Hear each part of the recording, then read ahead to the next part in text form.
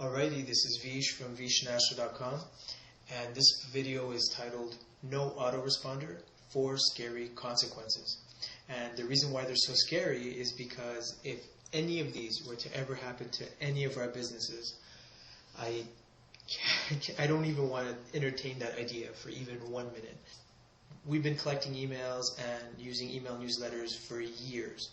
The moment that we discovered autoresponders and email autoresponder services, it's been completely transformative for our business and has been kind of a lifesaver and enabled us to forge much deeper relationships with our audience and help us communicate better and stay on top of our list better, and has just been a great asset for our company.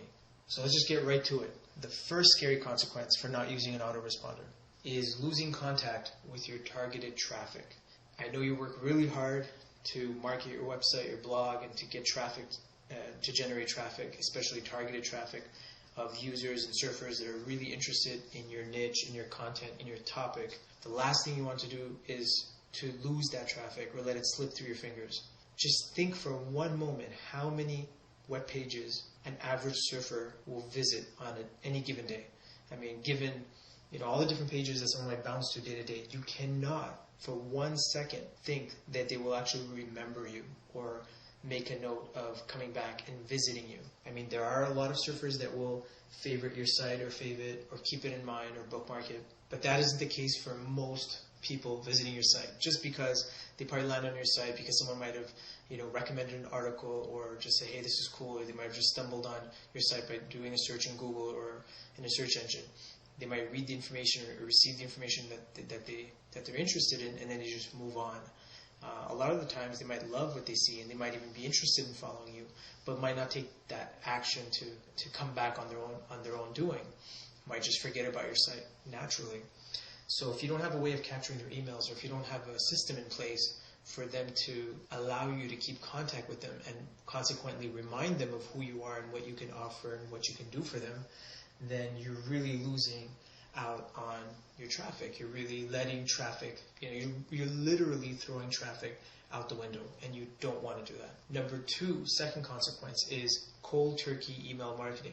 One of the greatest things about email autoresponders is that they allow you to send out a series of emails in specific time intervals sequentially that allow you to communicate very specific things with your audience and your subscribers. And this could be a certain call of action, it could be information, it could be asking them to do something. And all of these emails, which are carefully thought out, enable you to forge and build a relationship with your audience.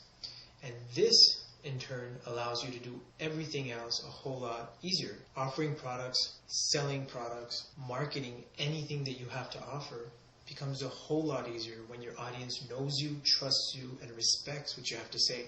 And one of the greatest ways that you can do that is by using an autoresponder. If you decide not to use an autoresponder, then you're essentially just marketing cold, and you're just going to be pitching stuff to people that might not remember you or might not know you or might not even know why they subscribe in the first place. And basically a cold sell is a very hard type of sell, so you definitely don't want to find yourself in that position. Consequence number 3 is wasting precious time. Building relationships takes time. Sending out emails on specific time intervals takes time. I mean, these are not things that you can do very easily if you didn't have an email autoresponder. A lot of the things that you can do with an email marketing service just cannot be replicated manually. And the amount of time it saves you overall, as far as your list management and everything else that just comes along with the services, will save you time. And we all know what time is and how important time is for your business and for you. So for the cost of an autoresponder, which is usually in the range of, say, anywhere between $15, $25, $30 a month, you're essentially paying to save hours upon hours of time. So you need to let your autoresponder go to bat for you and get the work done for you so that you don't have to waste time doing what it can do for you, which is a lot. And number 4, fourth consequence, is compromising future business. I mean, if you're into affiliate marketing or you're into offering certain offers to your email list, if you don't have an autoresponder, allowing you to accept opt-in subscribers, then you're obviously going to be hurting your business long term, because they've already established that they're interested in your blog or website. Getting their email and then communicating to them on a regular basis opens up the possibilities for a very long-term bond. They will trust you for years to come, and that kind of trust can deliver business and profits for a very long time, regardless of what you might be offering at any given time. So by not having that email and not dedicating yourself to making sure that your email list is healthy and that the majority of the subscribers know who you are, what you can offer, and respect what you have to say, and respond and feel really good about receiving emails from you, then it's just a great way to just do business later on in terms of anything that you might have going on. You absolutely do not want to compromise any future profit potential and future business. Making money now is great, but you don't always want to be thinking in the now either. You want all of your hard work to pay off residually down the stretch. So those are the 4 really big scary consequences for not using an autoresponder. I hope that you really take the idea of using an autoresponder for your website or blog very seriously, and that you actually sign up for one immediately if you're not using one already. You can also follow any of the links we have down below. You can also read the article that we wrote to associate with this video.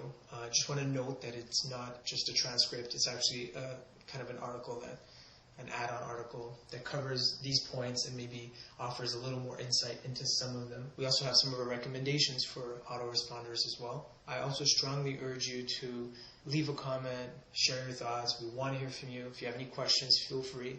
And we'll see you in the next video. Thank you so much for watching.